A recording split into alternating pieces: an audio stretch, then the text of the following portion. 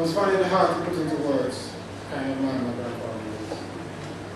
But when I saw last night at our house, what I see here today gives me a good indication. He was a man loved by his family and a man who held the respect of his friends and his peers.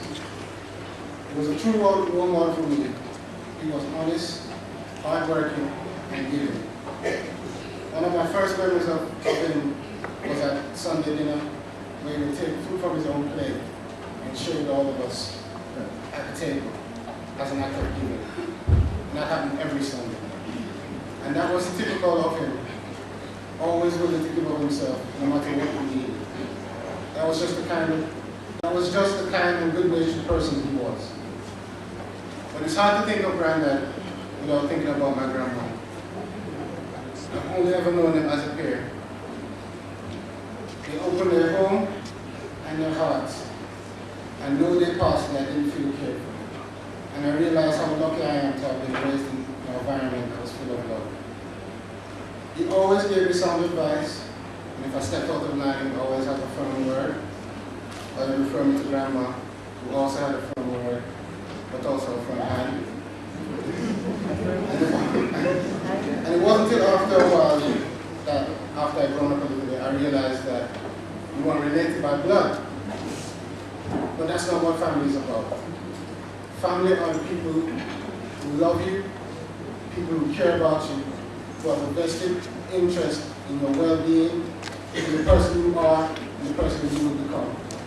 Because I can look out now and I can see people here who I know I'm not related to. I can see Mr. and Mrs. Scott, and I know that they're family. I can see Dr. Jones, and I know that Dr. Jones is family. I can see Mrs. Jones, and I know that Mrs. Jones is family. And even though this is a hard time for us, I can only hope that it will bring us closer and it will make us stronger, because I know that's what my granddad would want. I know some people like to say stuff like, blood is thicker than water. Well, I like to say that the love that he had for his family and the love that I have for my granddad goes beyond that blood. Some of you know him as Uncle, some of you know him as Mr. Rowe, some of you know him as Raphael. I'm very proud to say that he was my grandfather. And I know he's looking down on me, right? Love you, very proud of you too.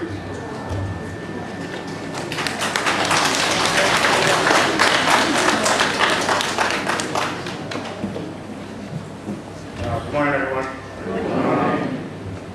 Much like my brother, I'd like to share a couple of stories about my grandfather. In the same fun way that my brother remembered Sunday dinners, I too remember those Sunday dinners very fondly. I love food a lot. Might not be able to show from my physical stature, but I do love food a lot. Especially now as a poor student living in the United States, where those kind of big Sunday family dinners is not something I see very often. If I get a couple of spoons of pasta sauce on a Sunday afternoon, I'll be very, very happy. And I do surely miss those days where I could actually sit down at a large table with my family and eat Sunday dinners. But back then, when we were living by my grandmother's house, when Valerie was even shorter than she is now, can't believe that. Just the concept of him taking food from his own plate and giving it to us was something that was it was a strange thing to me. I'd never seen that kind of thing before. I mean, the one time I made a mistake by asking my own father for a piece of his chicken. He took out a piece of chicken and licked all of the chicken with his tongue, and then asked if I still wanted the piece of chicken. And I declined. But what Granddad would do is he would actually take the food from his own plate, cut off a piece, and pass the fork down the table to each of us, in a manner where it was just something that he expected, that was something normal. It wasn't something that seemed to be strange to him. And what that taught me was a sense of generosity without expectation of praise or compensation. Just a sense that this is how good people are supposed to behave. And so he taught me to be generous. When I was going off to college, the first time, I'm always going off to college, but the first time I was going off to college, when I was going off to college in America, my granddad waited for a quiet moment, took me to one side in the veranda, and he gave me some good advice. He told me to look out for those foreign girls. I was going to ask him how he knew about the girls in foreign, but that is not really something you should ask your grandfather. He told me to be careful. And that lesson was one of responsibility. He wanted me to take upon myself, as an adult, a sense of being safe and of being sensitive. So when I go off into this strange new world with lots of new things that I might get excited about, he wanted me to remember where I came from, what would make my family proud, and to keep that sense of pride in me when I was going abroad. To be sensible. Thank you. And to be proud of myself. Lastly, back in those days when me and my brother were at Glenmore, back when my grandmother had more dogs, yes, it's possible that my grandmother had more dogs than they have now. I believe there was about 38 dogs back then. And those dogs like, not like the dogs they have now who keep trying to bite us. Back in those days, the dogs like it. But every Saturday morning, my grandpa would wake up very early and wake us up, give us a shovel, give us a stick, and tell us to go and clean up after the dogs. And it seems strange, but back then it was like a kind of game of hide and seek where we were searching through the garden for little bits of perverse treasure to clean up after these dogs. And it was amazing what 47 dogs could do over a week, what those things could look like, or what color, what kind of smell those things would have. But again, in a very small and simple way, what he wanted to show us was, as you become older, as you become mature, as you become an adult, these are things that you have to do. You have to take care of yourself, you have to take care of your yard. You have to clean up after your responsibilities, the things that you should be taking care of, you have to take care of it. And so, in very simple ways, he was always able to give us very profound lessons. As many people have said, he was a man of many words. What would take maybe someone a half an hour to say, he would listen and give you that same thing in one sentence and then keep it moving along. So therefore, he was able to teach us very profound things in very simple ways. And all of these lessons that he would give us in these very simple ways was just a means of trying to make us better people. And I can stand here today and say I'm a better person because of my grandfather. And overall, in his quiet and unassuming way, he was a great teacher and a great father figure to us all, not just to myself. But to everyone he came into contact with, he was able to give a word of advice.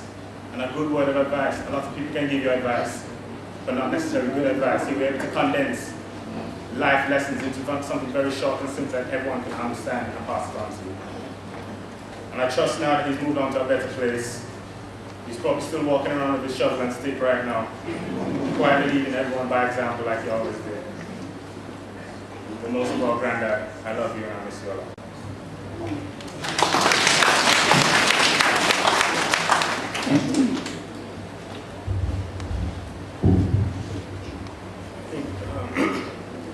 That we are here, I think, speaks to the power of the man.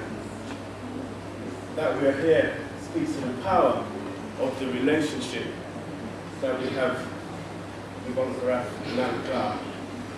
And I think important in the recital which I'm going to give is speaking of a man and his way of being, a man who lived a purposeful life, a man who had a sense of family, a man who had a sense of community. And I begin, Raphael, Mr. Rowe, Uncle, Granddad. These were some of the names he had. This is how he was known to us, endearingly, as a man we could trust. And this recital in his honor tells of a relationship we treasure. It is from the heart for a special man who among special men really does stand apart. For to Fisher and I, he was indeed a father, and to Kwame and Kamau, sons, their grandfather, and that to us really does mean so much, for his was truly a more than human touch. Raphael, Mr. Rowe, Uncle, Granddad, these were some of the names he had. An upright man was he, that entered our lives almost unnoticeably. It was just so our good relationship began, with this oh so caring family man. No fanfare, no bugle blast, yet a truly treasured connection and association that would last. His love seemed sown from a mighty seed. Cause recompense for any good deed from him there was never a thought, no inkling of any reward being sought. Raphael, Mr. Rowe, Uncle Grandad, these were some of the names he had. His gentle warmth made such great impact. For his way of being, purpose, it did not lack. And in these days of so much uncertainty, a man on whom we could be certain, could count on again and again, would be there to assist, and though small in stature, was a man of plenty. A gentle giant in our midst, an embracing spirit, reaching out to all who engaged with it. Raphael, Mr. Rowe, Uncle Grandad, these were some of the names he had. He was truly a purposeful man, never a man without a plan.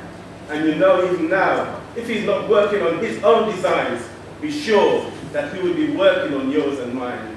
With a heart of gold, pure gold, giving all. A truly kindred soul, always willing, working hard, always ready for those whom he cared to go that extra yard. Raphael, Mr. Rowe, Uncle Grandad. These were some of the names he had. He indeed was a principled man, a real Jamaican, full of care for his fellow men and women, a concerned and disciplined citizen, not interested in party politics, nor at home either with the short-sighted cynics. His being a dream for prosperity in his homeland, his country, and a true sense of community. Not the wanton waste of human lives, but an environment in which peace, harmony, and justice thrives. Raphael, Mr. Rowe, Uncle Grandad, these were some of the names he had. A man of integrity, always encouraging communication, engaging company, inviting good conversation. So straight with his talk, so purposeful his walk, so certain in demeanor, always proud, dignified in posture of his life. Ours are filled with memories. So many loving stories that we will forever treasure, savoring every precious second, precious minute, precious hour. Raphael, Mr. Rowe, Uncle Grandad. These were some of the names he had. And now in his passing, our ancestral spirits having made their call, we say defiantly to them and to all, for his worldly contribution to our well-being, we'll never forget this blessed man, who always had outstretched that helping hand. Ancestral spirits, you know how we are grieving. Help us with your strength to quiet our heaving. You know our sense of loss. You know this man. His has been a mighty walk. Take good care of him as he journeys to your ranks. We know he'll strengthen your resource. For this and for his life, we give thanks. Thank you.